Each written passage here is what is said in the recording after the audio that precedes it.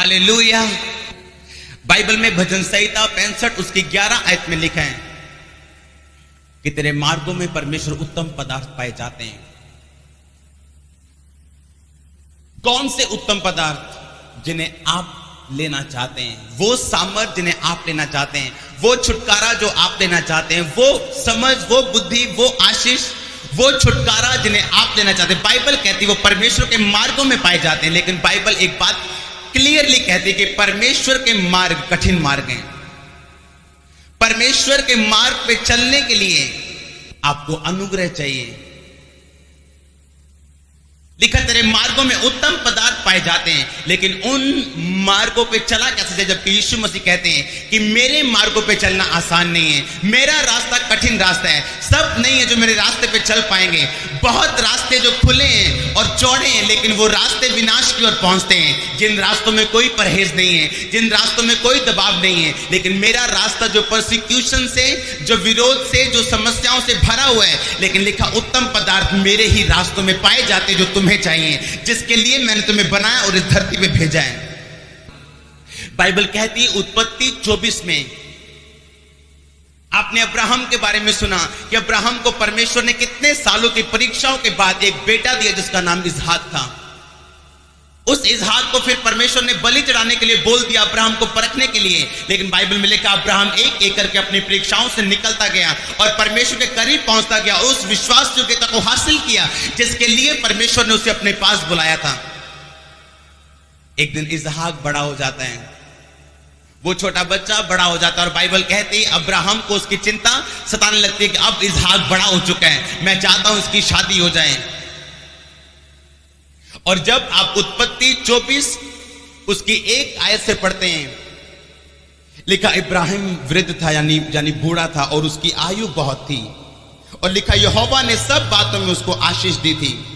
दूसरी आयत में लिखा सो अब्राहिम ने अपने उस दास से जो उसके घर में पुरनिया और उसकी सारी संपत्ति पे अधिकारी था कहा, अपना हाथ मेरी टांग के जांघ के नीचे रख और मुझसे शपथ खा आकाश और पृथ्वी के परमेश्वर यहोवा की कि तू मेरे पुत्र के लिए कनानियों की लड़की में से जिनके बीच में मैं रहता हूं किसी को लेके नहीं आएगा, परंतु तू मेरे देश में मेरी कुटुंबियों के पास जाकर मेरे पुत्र इसहाक के लिए एक पत्नी ले आएगा।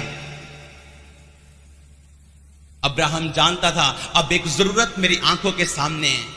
अब्राहम जानता था एक सख्त जरूरत मेरी आंखों के सामने है कि मेरा लड़का अब शादी के योग्य हो चुका है, उसकी उम्र ज्यादा हो चुकी है, 30-35 साल से 40 साल के करीब हो चुकी है। लेकिन उसके पास ऐसी कोई लड़की नहीं थी जिसके साथ वो उसकी शादी कर सके।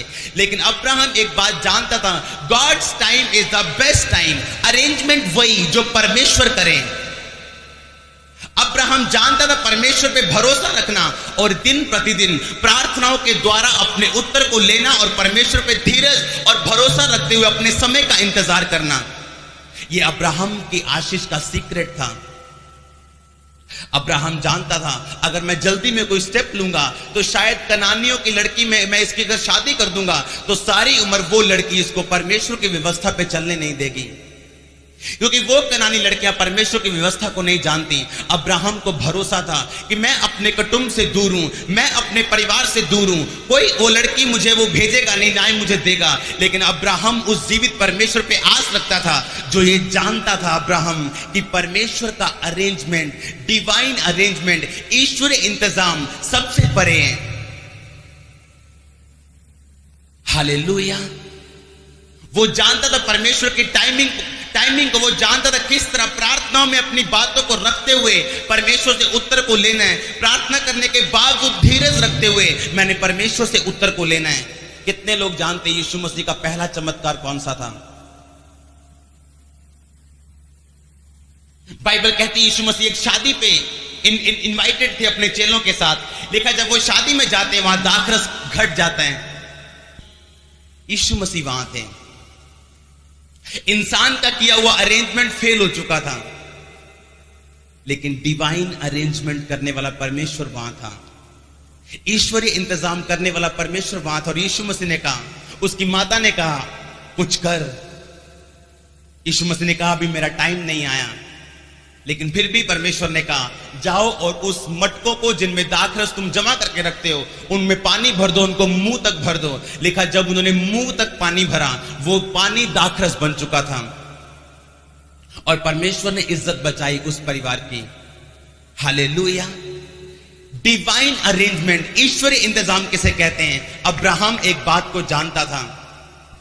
अब्राहम इस डेंजर को जानता था कि अगर इसकी शादी कनानी लड़कियों के साथ कर दी जाती है तो ये व्यक्ति, ये इसहाक जो परमेश्वर में अच्छा चल रहे हैं, बाइबल कहती है इसहाक को एक आदत थी, क्योंकि महान लोगों की आदतें महान होती हैं। शाम को वो परमेश्वर का ध्यान करने के लिए जाता था। ध्यान करने का मतलब ये नहीं कि एक वचन को बोलते रहना और ध्यान करना। ध्यान करने का मतलब अपने जीवन को परखना। ध्यान करने का मतलब मैं कहां और मैंने मुझ में कौन सी कमी है और प्रभु मेरे जीवन से क्या चाहते हैं, किस पवित्रता, किस धार्मिकता को, किस विश्वास को वो मेरे जीवन में चाहते हैं। लिखा इसहाक हर वक्त इन बातों को सोचता था और शाम को वो ध्यान करने के लिए मैदान में जाता था। अब्राहम इसहाक के जीवन को जानता था और वो उसके जीवन को खराब करना नहीं चाहता था। चाहे उसकी शादी में देरी हो रही थी, लेकिन अब्राहम एक बात जानता था, ये देरी भली है, इससे इसकी शादी कनानी लड़कियों के साथ कर दी जाए। आप जानते हैं परमेश्वर ने कहा अगर तू मुझ पे विश्वास करेगा मैं तेरे अंदर से जीवन जल का सोता बहाऊंगा। वो सोता क्या है? हमें लगता है कि शायद परमेश्वर हमारी जरूरतों को जानता नहीं, शायद वो हमारी चंगाई को, हमारी बीमारी को जानता नहीं, शायद वो नहीं जानता कि हम इस विषय में लेट हो रहे हैं। But God's time is the best time. Hallelujah. Abraham को विश्वास था उस परमेश्वर पे जो डिवाइन अरेंजमेंट करने वाला परमेश्वर है। उसने अपने अपने अपने अपने उस नौकर को बोला जा और मेरे देश में जाके मेरे रिश्तेदारों की लड़की लेके आ। कहता ये संभव नहीं है। कहता तू जा, परमेश्वर तेरे साथ रहेगा। और बाइबल कहती जब उसका नौकर उसके देश में जाता है तो परमेश्वर से बोलता परमेश्वर जितनी लड़कियां वो अपनी अपनी भेड़ों को पानी पिलाने के लिए आ रही हैं, जो लड़की ये बोलेगी ये ले पानी पी और उसके बाद मैं तेरे ऊंटों को भी पानी पिलाऊंगी, वो तूने इसहाक के लिए चुनी होगी। और बाइबल कहती है एक लड़की उसके पास आती है रिबका और उसे कहते हैं ले पानी पी और उसके बाद मैं तेरे ऊंटों को भी पानी पिलाऊंगी। जबकि ये बोलना असंभव था, क्योंकि उन दिनों में इतने ऊंटों को पानी पिलाना एक आम बात नहीं थी।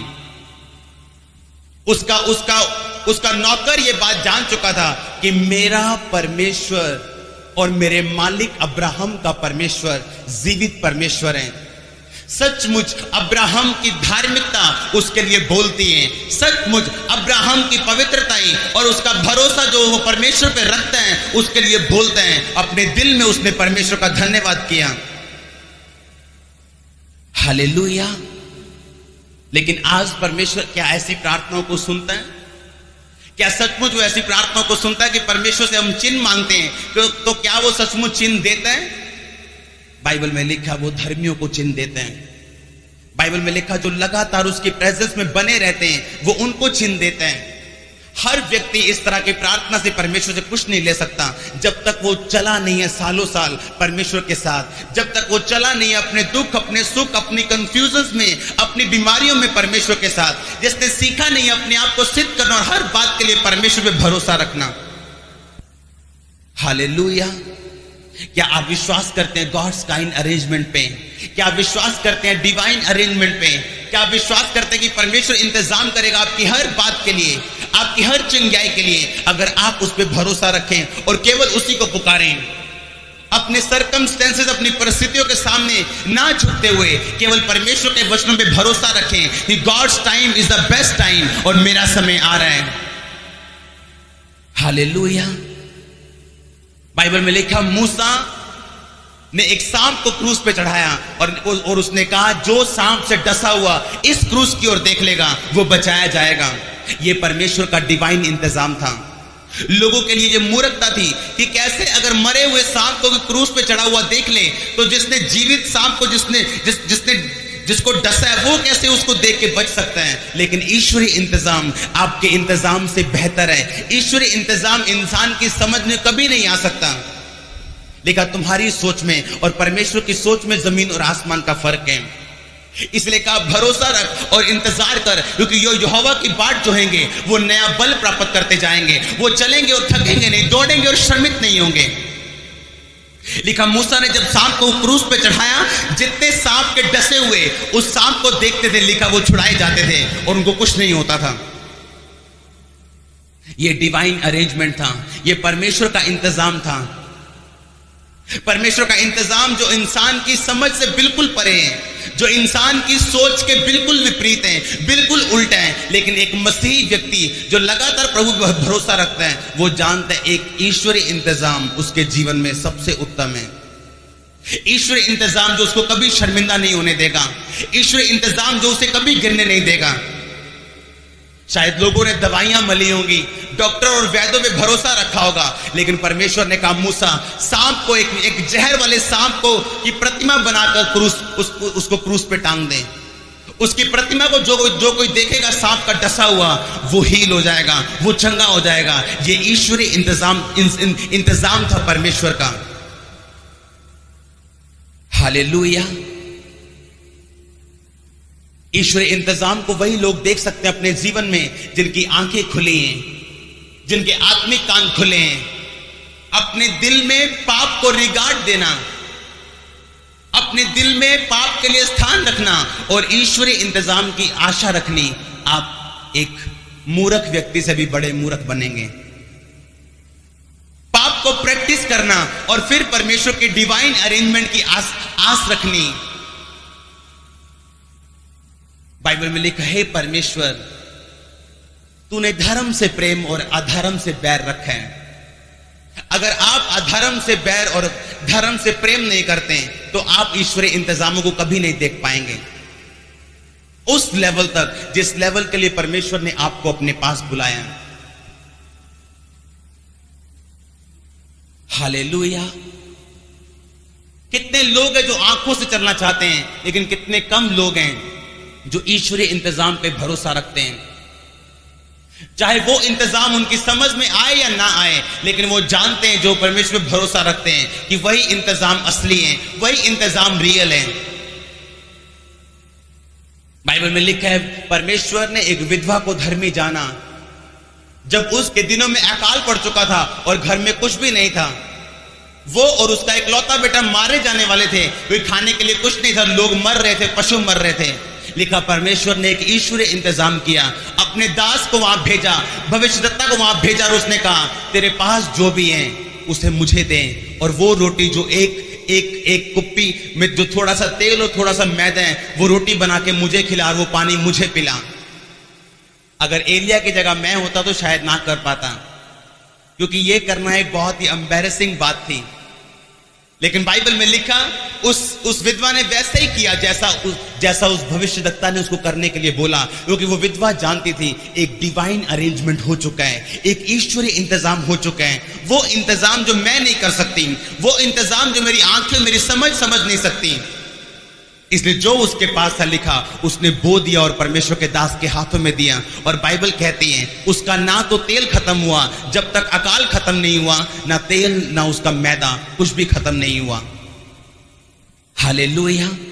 वो डिवाइन अरेंजमेंट था, वो ईश्वरीय इंतजाम था जो परमेश्वर ने उसका किया था जब उसने परमेश्वर की बातों में भरोसा रखा था।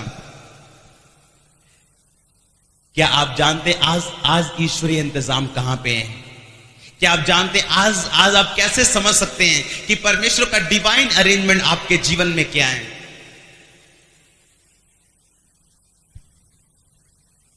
आज आपको उस सांप को देखने की जरूरत नहीं है। बाइबल कहती परमेश्वर का क्रूस आज आपके लिए ईश्वरीय इंतजाम है। जो कोई परमेश्वर की ओर देखेगा वो कभी लज्जित नहीं होगा। हालेलुया। जो उसके क्रूस की ओर देखेगा वो कभी लज्जित नहीं होगा। जो उसकी बातों और उसकी आत्मा पे भरोसा रखेगा वो कभी लज्जित नहीं होगा, वो कभी शर्मिंदा नहीं होगा। ये जानते हुए जिस परमेश्वर ने मुझे बनाया है वो मेरा ईश्वरीय इंतजाम कर चुका है। अगर मैं अपनी बुद्धि अपनी टाइमिंग पे भरोसा ना रखते हुए ईश्वर की बुद्धि परमेश्वर के समय पे भरोसा रखूं और केवल प्रार्थना करते अपना जीवन बिताऊं और गॉड्स टाइम की वेट करूं,